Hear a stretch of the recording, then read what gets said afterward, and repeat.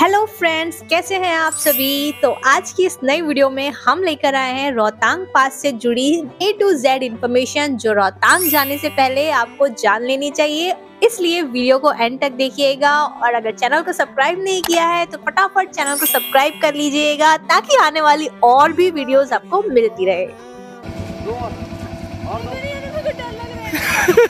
रोहतांग जाने से पहले कई सारे सवाल हमारे मन में आते हैं, जैसे कि रोहतांग कैसे जाए। तो यहाँ मैं आपको बता दूं, मनाली के ट्रिप का प्लान बनाने के समय आप एक बार मनाली के लोकल किसी एजेंट को कॉल करके पता कर लें कि रोहतांग पास खुला है या नहीं खुला है। वैसे तो रोहतांग पास के खुलने का समय होता है मई टू नवंबर, पर रोहतांग में चलते बैड वेदर के कारण ये समय बदल सकता है। मनाली आने से पहले सबसे पहला जो आपको काम करना है, अपनी टिकट बुक करने से भी पहले आपको ये पता करना चाहिए कि रोहतांग पास खुला है या बंद है। दूसरा जो बड़ा सवाल मन में आता है वो ये है कि रोहतांग जाने के लिए बेस्ट ट्रांसपोर्टेशन क्या होता है, क्योंकि टैक्सी से अगर जाने का प्लान करते हैं तो उसके चार्जेस तो थोड़े ज्यादा लगते हैं। बहुत से लोगों को इस बात का पता नहीं है कि रोहतांग पास का परमिट टू व्हीलर वालों को नहीं मिलता है। जी हाँ, कि बैड वेदर के चलते वहाँ के रोड पूरे स्नो से ढक जाते हैं, इसलिए टू व्हीलर से जाना बिल्कुल सेफ नहीं होता है। इसी कारण से वहाँ पे टू व्हीलर वालों को परमिट भी नहीं मिलता है, तो भूल कर भी टू व्हीलर से प्लान मत बनाइएगा।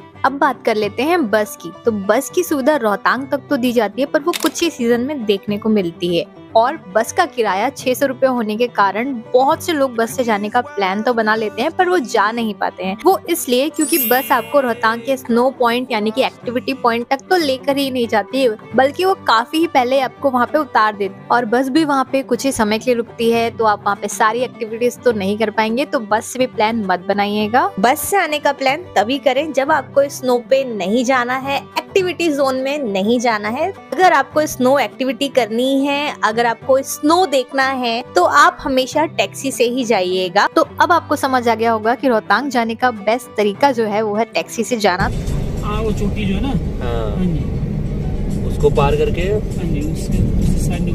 तो अब बात कर लेते हैं कि टैक्सी कैसे बुक करें। जिस दिन भी आप रोहतांग जाने का प्लान कर रहे हैं, उस दिन से 2 दिन पहले आप 4 से 5 एजेंट से बात करके उनसे टैक्सी की प्राइस पता कर लें। अगर आप ऑफ सीजन जाते हैं तो आपको टैक्सी के चार्जेस 4000 से स्टार्ट होते दिख सकते हैं, लेकिन अगर आप सीजन टाइम में जाते हैं तो वो ही 8000 से स्टार्ट हो सकते हैं। और इस 8000 में पूरे दिन की टैक्सी बुक होती है, जिसमें आपके होटल से पिकअप और ड्रॉप अप की सुविधा भी होती है। और सबसे जरूरी बात, टैक्सी बुक करने के समय ये भी कंफर्म कर लें कि टैक्सी के चार्जेस के साथ में रोहतांग पास का परमिट के चार्जेस इंक्लूडिंग है या नहीं, क्योंकि ज्यादातर टैक्सी वाले आपके लिए परमिट लेकर रखते हैं और टैक्सी चार्जेस में वो इंक्लूडेड होता है। अगर आप मनाली ऑफ सीजन में आए हैं तो कम से कम रोहतांग जाने के लिए अपने होटल से सुबह सुबह आपको 5 बजे निकल जाना चाहिए, और अगर आप सीजन में आए हैं तो आपको रात के 3-4 बजे अपने होटल से निकल जाना चाहिए रोहतांग पास के लिए, क्योंकि रास्ते में ज्यादातर लंबा ट्रैफिक देखने को मिलता है।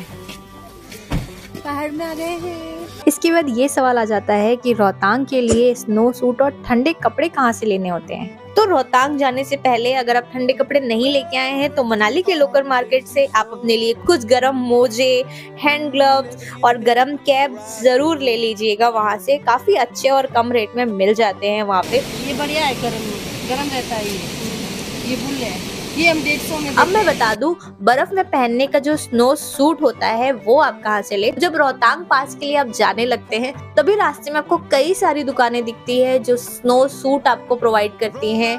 चार्जेस उनके रहते हैं 200 रुपए से 300 रुपए तक के, जो आपको आपके टैक्सी ड्राइवर भी बता देते हैं। इस 200 रुपए के अंदर आपको देते हैं स्नो आउटफिट और स्नो शूज, जिसके कारण आपके कपड़े स्नो में एक्टिविटी करने के टाइम पे गीले नहीं होते हैं। जो रेंट पे आप कपड़े लेते हैं उन्हें अच्छे से चेक कर लीजिएगा कि कहीं से फटे तो नहीं है। ऐसे करके देखो पहन के ना, क्योंकि उसमें फिसलना है ना।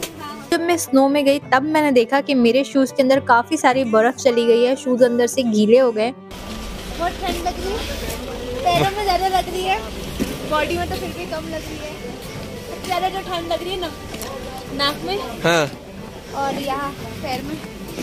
तो एक और इम्पोर्टेंट इन्फॉर्मेशन आपको बता दूं, जिस शॉप से हमने स्नो सूट लिया था वही भैया हमें एक्टिविटीज देने के लिए भी बोल रहे थे, वहीं से बुक करने के लिए नीचे से, जिसके चार्जेस वो बहुत ज्यादा बता रहे थे। किसी एक्टिविटीज के 2000, किसी के 5000, जबकि हम जब स्नो में पहुंचे ऊपर वही एक्टिविटीज हमको काफी कम रेट में मिल गई। तो इस स्कैम से आप बच के रहिएगा।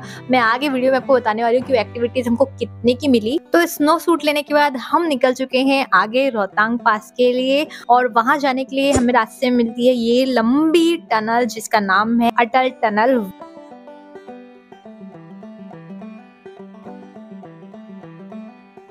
तो रोहतांग के लिए जैसे ही थोड़ा आगे जाते हैं हमें मिलता है रोहतांग परमिट पास।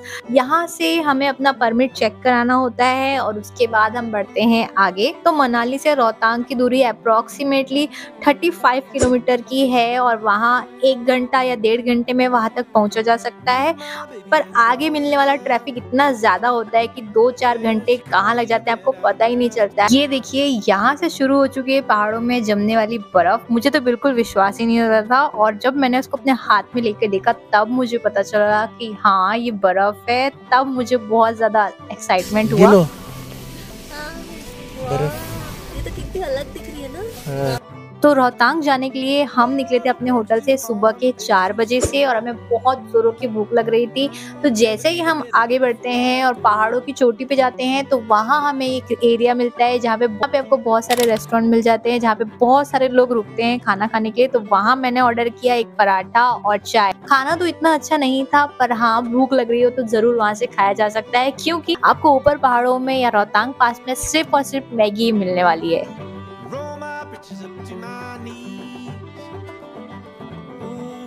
तो फाइनली पेट पूजा करने के बाद, काफी सारा डिस्टेंस पार करने के बाद हम पहुंच चुके हैं रोहतांग पास। मैं आपको बता दूं जो हमने यहाँ पे एक्टिविटीज की थी, यहाँ पे मैंने 2 एक्टिविटीज की थी और हम 2 लोग थे। 2 लोगों की 2 एक्टिविटीज हमको मिली थी 2000 रुपए में। एक बात का जरूर ध्यान रख लीजिएगा, यहाँ पे इंटरनेट और आपके फोन का नेटवर्क नहीं आता है, तो कैश जरूर यहाँ पे कैरी कर लीजिएगा।